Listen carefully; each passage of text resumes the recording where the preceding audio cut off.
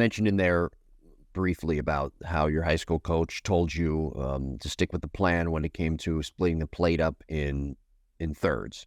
Mhm. So that was I think that's a great method if you're overthinking at the plate, at least mentally. Not thinking about overthinking maybe about your plan, not so much about mechanics. Although that type of plan could get you away from thinking about mechanics. But how do you apply something like that example right there, to other parts of your game when you are overthinking, not just hitting, but just overall in general?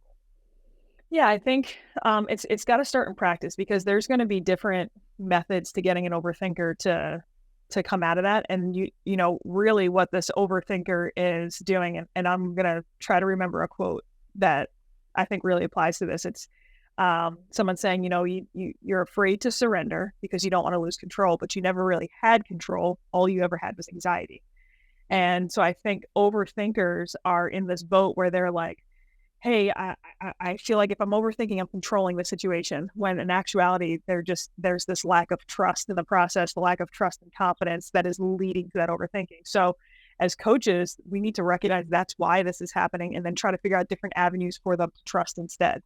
My coach split the play up into thirds and was like, "Hey, maybe this is an avenue that works for Cassie."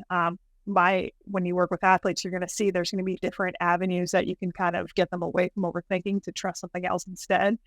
But I think that is not a light switch. It's not something you can just be like, "Hey, stop thinking. Just go up there and hit." It's like, Yeah. great. That's great advice. But it's a lot of times because they are just dying to hold on to that control. We need to give them something else to trust and grasp onto.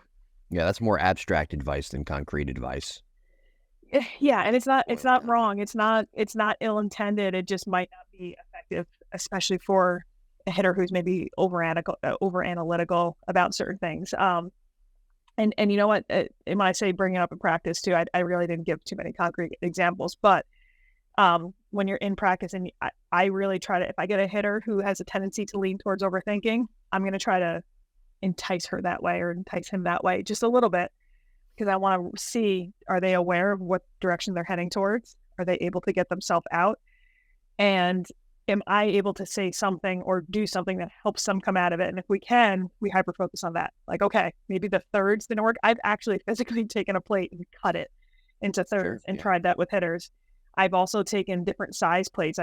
Something as simple as just taking a spare piece of carpet we had downstairs and cutting Mhm. different size plates. And I say, okay, listen, 2031 first pitch, your plate is a little smaller. Two strike approach, your plate is now a little bit bigger. Just trying different visualization aspects again for them to try to trust and hold on to instead of trying to grasp onto their overthinking or their overanalyzing of what's going on.